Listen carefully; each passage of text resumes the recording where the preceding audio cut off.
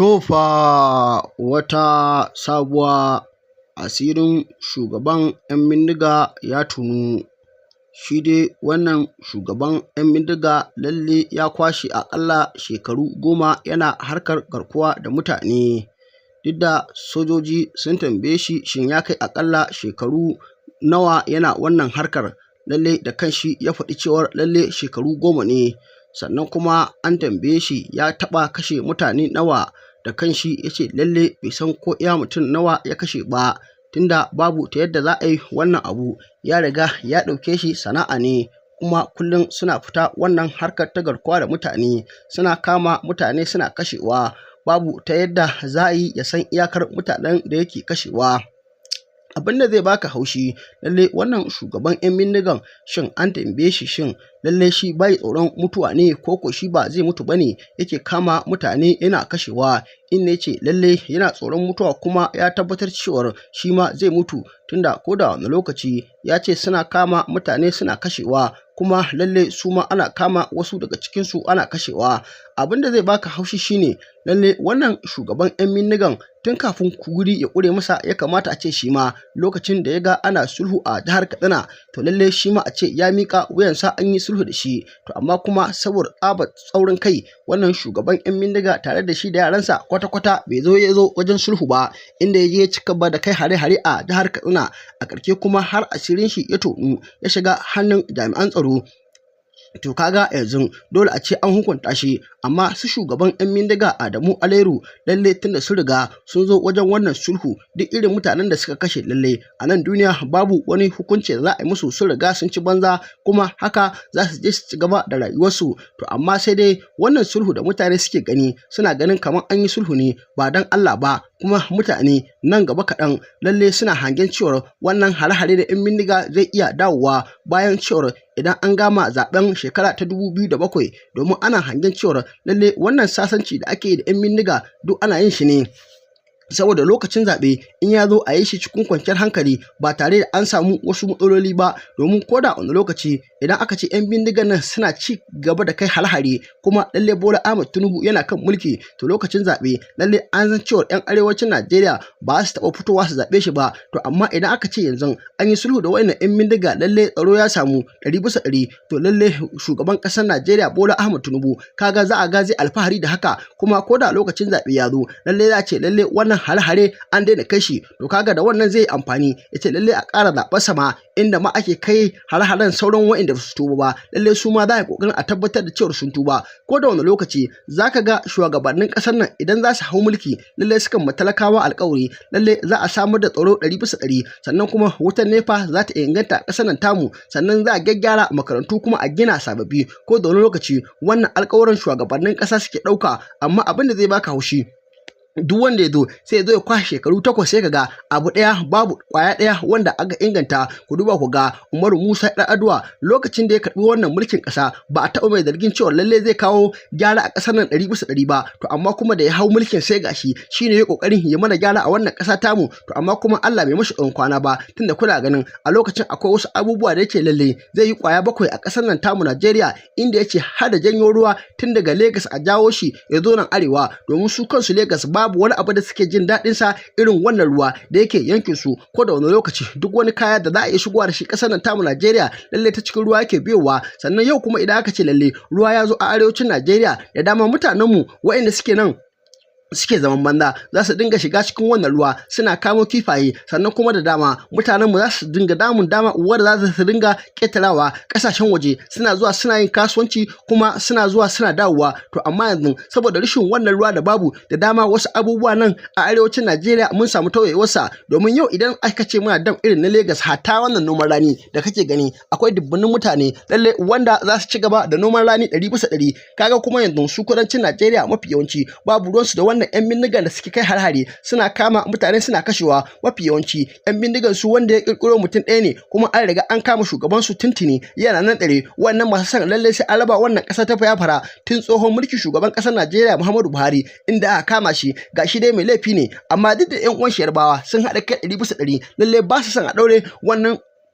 shugaban mai son a kafa kasar Biafra to amma kuma gwamnatin Najeriya lalle bata bashi goyon baya ba inda har yanzu lalle yana tsare kuma na san lalle wannan shugaban yan bindigan na yankin kudanci da matukar wahala a sake shi to kuma haga ya kamata lalle shugaban su yan bindiga Bello Turji lalle su ma abin da ya kamata kenan musu kuma in an kama su lalle ba kamata yayi a ce an kai su gidan yari ba an ci gaba da tsare su lalle ya kamata a ce an bindige su ne an huta kafin wasu kuma su taso tunda kun san yadda rayuwar take kowane lokaci duk irin barnar da mutum yake a cikin kasa lalle sai kaga da zarar an kashe shi kuma sai an samu wani wanda ya gaje shi ko kuma wanda ya zo ya fi shi hatsabibanci abin da ke faruwa kenan tunda kaga ko shi kanshi yanzu shugaban yan bindiga Bello Turji da kwata-kwata babu shi a jihar Zamfara wanda aka fi sani lalle shugaban yan bindiga shine Buharin Daji a wancan lokaci lalle shi ya addabi mutane kuma shi zamanin Buharin Daji kwata-kwata ba a yin garkuwa da mutane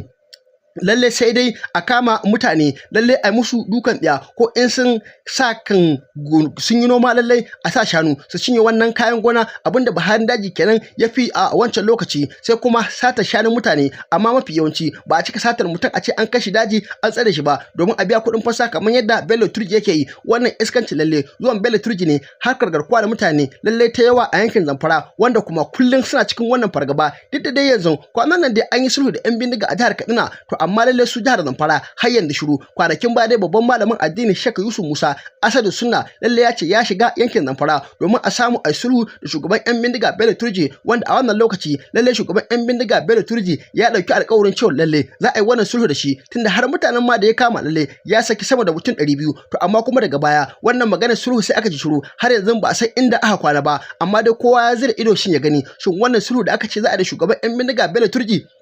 shin da gaske ne kuma Bello Turji shi ma zai iya haƙura da wannan kashe-kashe da yake mutane lalle ya aje makamansa ya dawo cikin gari kamar yadda kowane ɗan bindiga ya dawo to ana sire da ido a gani shi idan wannan abun lalle mai yiwuwa ne in kuma abubuwan da aka saba ne irin na da yaudara da ha'inci lalle a ce za a sulhu da ɗan bindigan nan daga baya kuma su dawo ruwa su kama mutane su ci gaba da kashewa to lalle shi ma za mu gani dan Allah dan Annabi dan yau ne farkon zuwa ka wannan tasha tamu ka danna mana alamar subscribe ka danna mana alamar ƙararrawa kai share ɗin bidiyon nan ka kai like muna godiya sosai ga cikakkun bidiyoyin don ku kalla. A kai ido ka kalle ni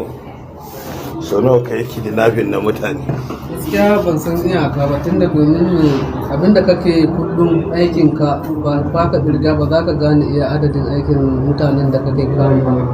balle in kana da yaran da ke abun nan a ciki ka san ko baka kusa su ma za su yi nasu balle ma in kana tare da su ko kuma kana ba su mutanen da suke yi da su kaga za su ta yi suna maka abubuwa daban-daban a ciki ko kuma su kara maku kuɗin da za su ajiye gajin da abu yake don na ce maku ga iyakansu kaga na ƙarya ke yanzu ka san adadin mutanen da ka kashe? A gaskiya ban sani ba tun da kamar yadda na ce ma a farko idan na ce ma na sani nan ma na ƙarya abinda kake buɗe ita ko da wani kashe ba shekara ɗaya ba shekara biyu ba kusan shekara 10 ina za ka gane iya adadin da mutanen da zan na kashe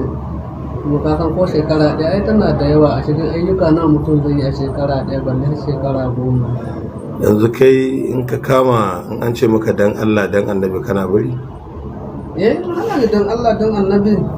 idan kuma abu ya zo da ribon zan bari zan iya bari don kuma ba a'a idan mutum ka kama mutum ya ce dan Allah dan annabi ka duba girman Allah da annabi ka kyale ne me yasa ba ku barin shi? Yadda sa ba bari don biyan bukata kuma ya zama aiki ne abinda kake ko da wani lokaci aikin ka idan ka taho shi ba a daga kafa yanzu shin saboda in ka daga kafa ma dai wani wurin ka kan fa gara ma ka tsaya inda ka samu don saboda ya fi shin yanzu kai kana ganin ku da kuke wannan abin bara ku mutu ba? Mutuwa kan ai kowa ya san ya zo duniya ya san zai mutu tunda mun san dai tabbar dukan mu zuwa a kai kuma ya kamu da kai ba wanda ba zai mutu ba inda muna ganin wani wasu na mutuwa kuma ana kashewa a gaban mu kuma muna kashewa muna gani ta ko ai mutum ba zai ce ba zai mutu ba sai dai a ce ba san inda mutuwa za ta zo ba. Yanzu kaman ku da kuke kinafin din nan a daji kuna rashin lafiya? Muna rashin lafiya sosai ma. To yanzu babura irin a kawo kuɗi da babura ka karɓi babura sun kai nawa? Gaskiya ni kan haidai kawai ba da kuɗi a amsun amma idan kana da ai duk wanda ka gana wannan harkan ba zai rasa hannu ba, ko ga dan uwanci bai lashe mai hannu a wani bahaushe ko kuma wani bahaushen shi ma Allah ya buɗo mai hanyar da zai zo ya mata akan haka a kama dan uwan shi dan a kawo mashin da sauransu. Mashin kuma da an ba da kuɗi masu fiddo su daban, kuma wanda suke cikin gari wanda suka san sirrin ta hanyar da za su fitar da su ne za su je su fiddo su, amma wanda bai sani ba kaga kuma wanda yake daji ai ba zai san ta hanyar da zai ya fiddo shi ba ma har ya je ya siya don saboda abu yana da matsala. To yanzu kaman bindiga, kaman wani irin bindiga da wani irin bindiga kake amfani da su, za ka iya kira mun sunayen bindiga? Zan iya kira mun sunansu. Bindiga na gaba ɗansu ba su da yawa, babban da kawai daga take jifa sai duna sai mai sitanda sai ni tawa kumanda mai wukan na, amma da duna da mai sitanda da bika duk dai a sashin su ɗaya ne 49 ne. Ita kuma bika kaga sharbi gare ta, ita tana da tashi 100 ma da yabu, ita kuma ta tsaya a 100, babu ta yanda babu. Wani kinafin ne kai wanda kake tunanin har ka daina kinafin kana tunanin irin kisan da kai ko irin abin da kai baka ji daɗi ba? To ba zai wace irin kinafin na bana ba wanda aka kama ni a wannan lokacin, shi ne kawai zan ce dai zai zama ƙila na ƙarshe irin aikin da nake yi na kinafin na daji. A'a, baka taba kama wasu ka kashe hankalinka ya tashi ba, ko ka jima wani ko ka karɓi abin shi dame ka haka ka taɓa yi? A aikin ka idan kana yin aikin da kake da wuya za ka yi abun nan, balle ma in kana ɗan shan abubuwan ka a cikin ayyukan ka, amma kaga yanzu don ta sa in zan je aiki na ina iya shan wata sa in sha wuri, ta in sha wani ta sa in sha sabulu in tafi aiki na, har sigari kawai ina ɗora. Kasa kuma idan aiki ya zo ko ban sha komai ba zan iya yi don saboda dama ina yi. Giya fa kana shan giya? Gaskiya ban taba shan giya ba ne tun da nake. To yanzu kaman na zauna kuma. Kaman kai yanzu in aka ce za a kashe kai a kake ji kai a ce za a harbe ka da bindiga ko a fara yanka kunninka, a cire maka hannu, a kwakule maka ido, a cire ma haƙora,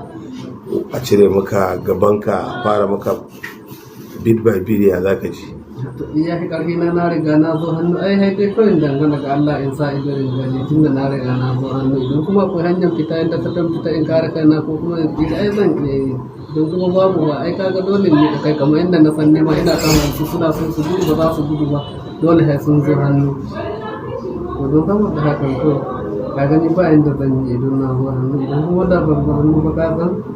na san zan ce ko an ce man za a yi ma kaza zan ce to in Allah ya sa ba. To yanzu kai yanzu kai musulmi ne ko kirista ko baka da addini? Ni musulmi ne kan, tunda na taso cikin musulmai nake, kuma ina wakilta shi, kuma ina yin addinin musulunci, tunda ina yin sallah wata sa'a sosai, kuma ina yin carbi sosai. Wani sa'a kana yin? Ba da carbi a aljihuna, in baka gani da guda ba ka gani da guda biyu. Kana yin sallah wani lokaci?